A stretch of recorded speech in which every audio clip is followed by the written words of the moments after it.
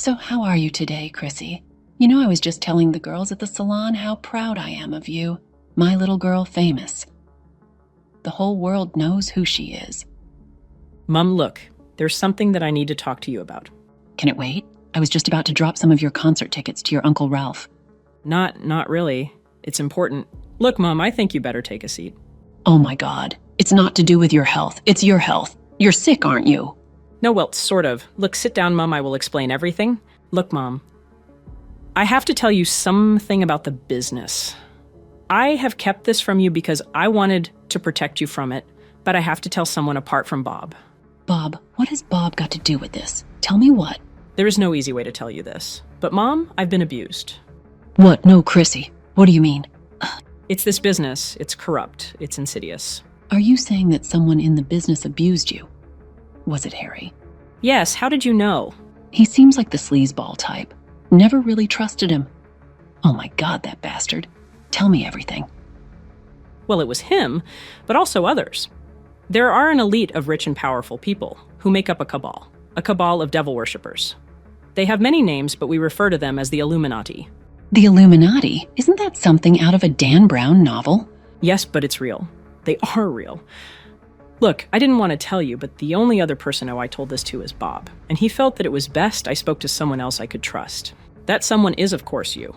I need to talk things through. I need you to know the truth. He's right. Look, grab your coat. We're going to the police station. There's no way Harry is getting away with this. Mom, you don't understand. They own the police. What, Chrissy? You need to explain everything to me. I'm not understanding all this. And why are you listening to Bob all of a sudden? Because Bob is part of this cabal. He's been where I am. So Bob is abusing people too? Yes, well, no, not anymore. You see Bob and me. Well, we have grown close over these past few months. Close? What do you mean? Well, we have become intimate. What, Chrissy, what are you saying? You and Bob? No way.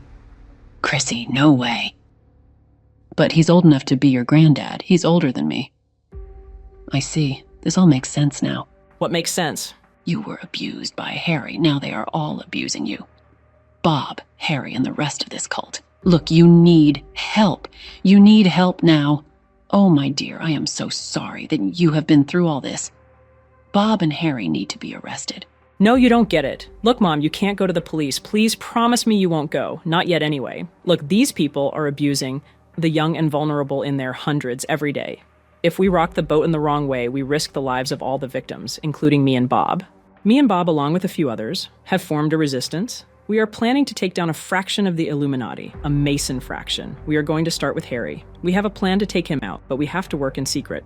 Be that as it may, Chrissy. Your health is all I care about. I need to get it for you, regardless of what you say. Okay, Mom, and I will get help. Once we have got Harry out of the way and made sure that the children are safe. Mom, promise me you won't go to the authorities until I say so. I can't do that, Chrissy.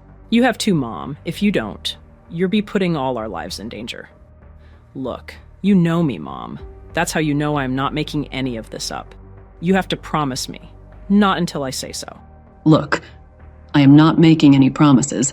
Not until I know the facts. I believe you, Chrissy, but I still don't understand exactly what is going on. So, let's start from the beginning.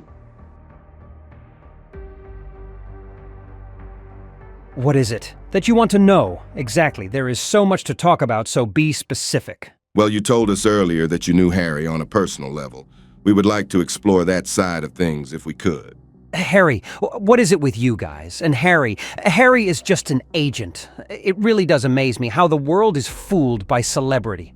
Celebrities are just puppets. The real power sits in the background, pulling the strings. I mean, the amount of times I hear people say a name like Taylor Swift or Beyoncé and they say they are Illuminati. Maybe they are, but you have to realize something. They work for someone. They have bosses. They do. So who are their bosses? Come on, that's easy. Beyoncé, for example, works for a record company. The record company have signed her to a deal, Columbia Records. So who is the boss of Columbia Records? Exactly, you don't know. Well, that's the real power. That's the real Illuminati. The person Beyoncé or Taylor Swift works for, the artist, is just a smokescreen. Harry is known, but he isn't the head of the snake. You're so caught up with celebrity that you miss the bigger picture. He's a celebrity agent, that's all. You need to be looking at BlackRock or the Rothschild. You want to take them down, then look at people like the Grey Pope. You do know who that is, don't you? Of course I know who the Pope is. No, not the Pope. The Grey Pope. Listen, you might learn something. There are 3 popes. There's the Pope that you know. But there is also the head of the Jesuits. He is known as the Black Pope, which is associated with his collar. He has more power than the Pope that you know. But you then have the Grey Pope. The Grey Pope is the head of the Illuminati, as we know it. The Grey Pope, never heard of him. Of course you haven't. Like I told you before, real power sits in the background. That way they can never be exposed. They are the puppet masters, pulling the strings behind the curtains. The Pope, you know, is just a puppet. A puppet for the Grey Pope. Okay. Well, that's very interesting, and I'm sure that the audience would love to get into it at some point in the future. But for now, we would like to delve deeper into Harry's past. Oh, for fuck's sake. Okay. What is it that you want to know? Please ask away. Well, you started telling us earlier who Harry's parents were, but could we go a bit deeper into his upbringing?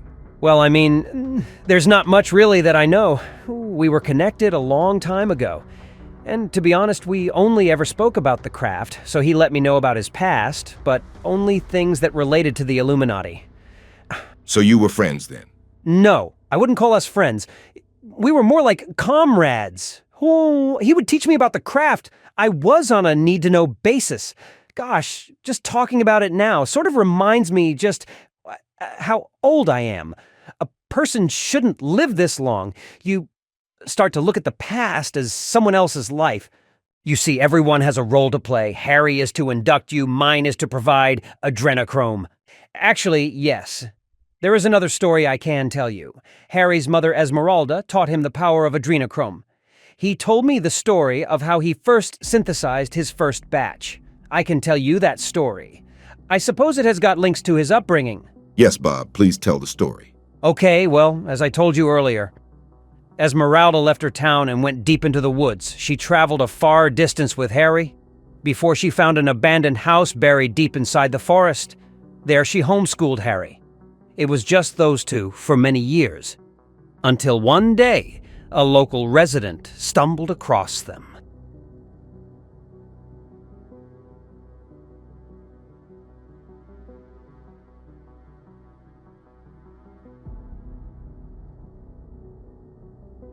Look, I know what I saw. It was as clear as day, a woman with her child. John, you do realize what you were saying. You're telling me that his mother and her child are living in the carpenter's old house? That's what it looked like, Mr. Tedder. I know it's hard to believe, but I know what I saw.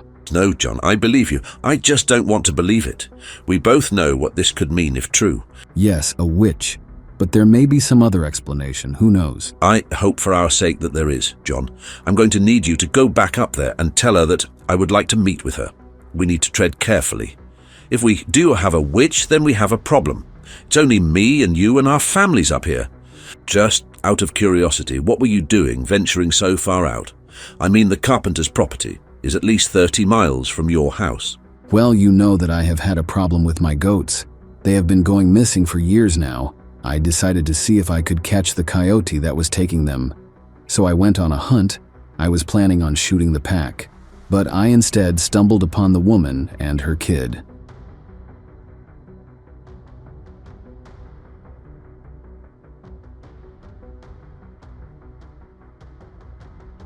Mother, can I play with my sister today?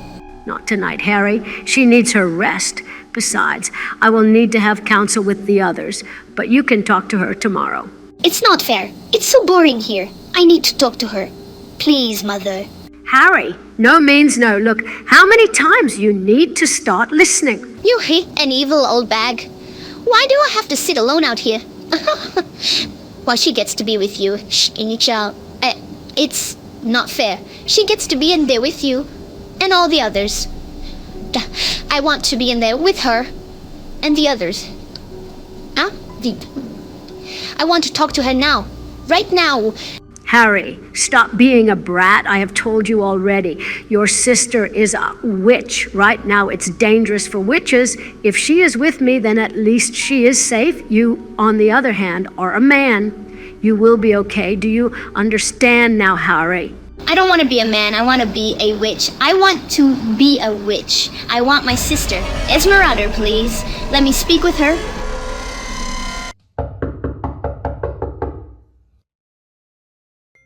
Hello there. My name is John. John Quinton. I'm your nearest neighbor. Well, nearest neighbor of about 30 miles east of here, anyway. The name's Esmeralda, and this is my son, Harry. Hello, neighbor. John, what can I do for you? Well, we had no idea that anybody was living up here, especially a woman and her son. Is everything okay? It's just that is so secluded. Everything is fine. We are just passing through. My husband has gone on a business trip. You see, we are very poor, so he suggested that we stay here until he comes back. Then we plan to move on to proper lodgings. I see. So how long have you been up here? A few days? A few days. That's funny because I came past here last week, and I saw you out here with the boy. Oh, has it been a week already? The time seems to be flying. I see. You know there are those that believe that this house is haunted. Really? Oh, you have to laugh. I don't believe in any of that mumbo-jumbo. No way, when you're as poor as we are, you got no time for ghosts. No time for ghosts. You sure are a brave woman. Look, how's about we invite you over to meet your other neighbor, Mr. Tanner. I see you have a horse, so you should have no problem getting there. What do you think? Sure you think. I would love to meet the neighbors, but like I say, do you really want to meet up? We should be gone in a few days. No problem. I'll come back in a few days. If you're still here, then maybe we can get some of the town folk to come up here also. Keep you company while you wait for your husband to return. I'm sure they would love to assist you. You know what? I will come and see you and my other neighbor. Why not? I mean, I may have to stay longer than expected. Okay? Yes, please give me the directions.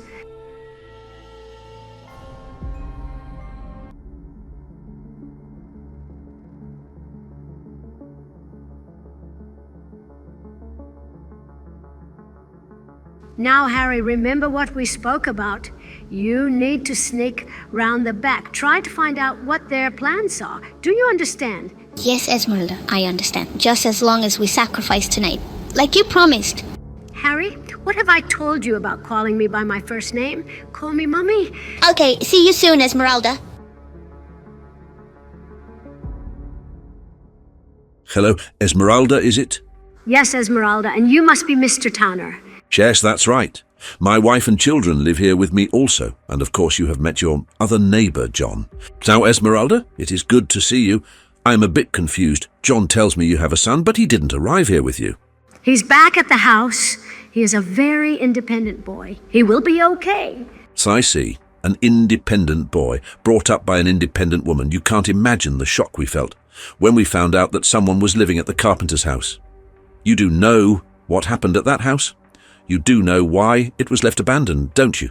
No, I have only been there a week, so the history of the area is new to me. I don't know if John told you. I am waiting for my husband to return. Once he does, we will be leaving. Your husband, yes. John told me.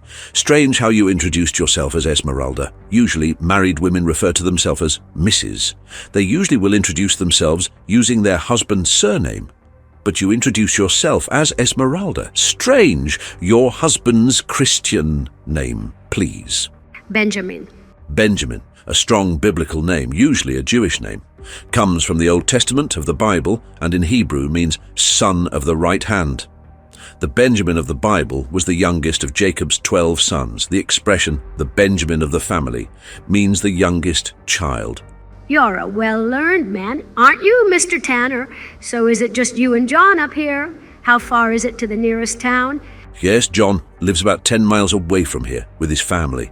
The nearest town is about 70 miles away north. That's why we were so taken back to find out we had a new neighbor, especially one who had taken up illegal residence in that abandoned wreck of a house.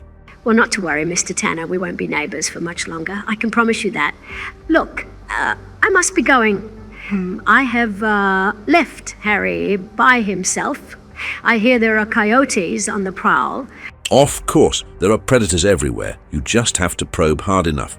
Before you go, Mrs. Benjamin, I would like to tell you the history of the house you have taken up residence in. This house was owned by a Mr. Carpenter. He lived there with his 6 children and his wife. The land was previously owned by Red Indians. Mr. Carpenter brought the land from them. Well, he traded the land for a wagon of rum. You see, at the time the Red Indians had no concept of contracts within their culture. They didn't know that anyone could own land. They believed land to be free to all, so they thought Mr. Carpenter crazy. Once the deal was done and the contract written up, the Indians were asked to move on. They wanted to share the land with Mr. Tanner. Mr. Tanner refused and had them removed. They were, however, removed by force. Many Indians died as they refused to leave their homes. You have to remember that the Indians had been living there for generations, but the law was on Mr. Carpenter's side.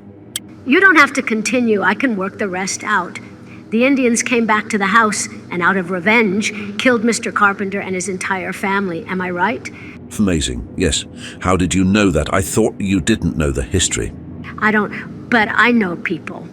Since John told me that the house is considered haunted, and of course, you letting me know half the story, I put 2 and 2 together. Look, I must be going. Oh, really? I thought that you may have worked it out after seeing the blood on the walls, or maybe you worked it out by seeing the 8 marked graves that are up there, being, of course, the 6 children and 2 parents, the graves of the Carpenters.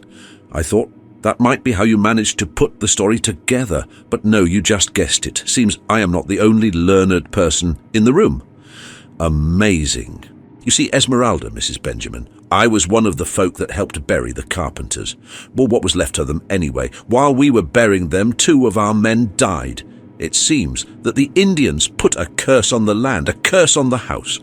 But it's strange because that curse does not seem to be affecting you.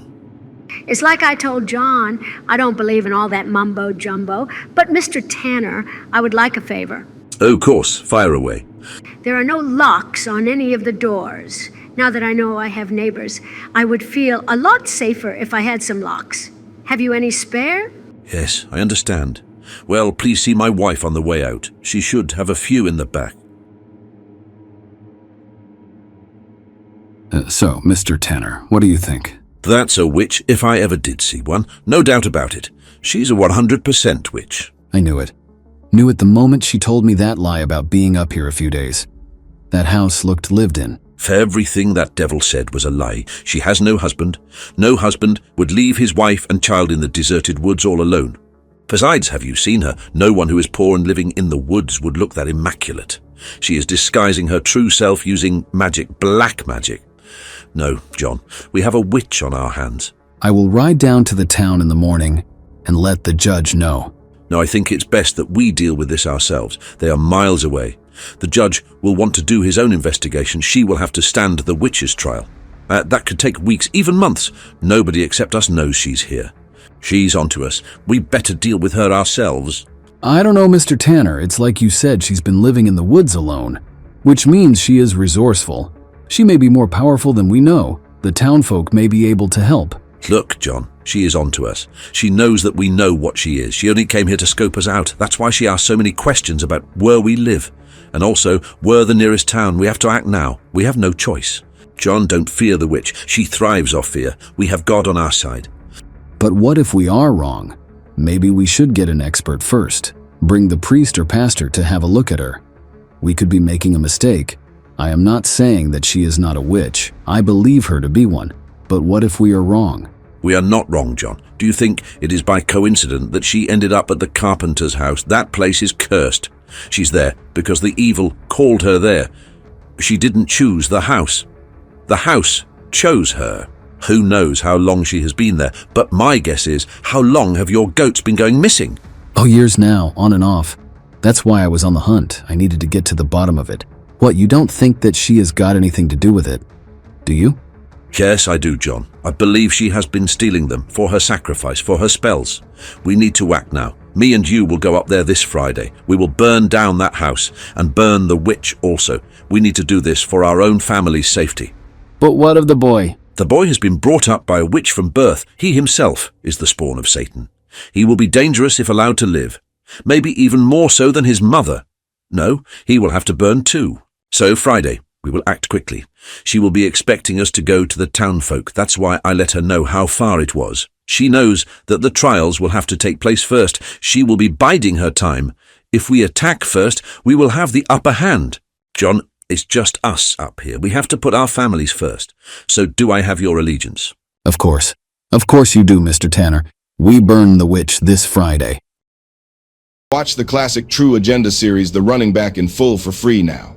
Just Google Patreon/The True Agenda. That's a 1-hour film for free right now.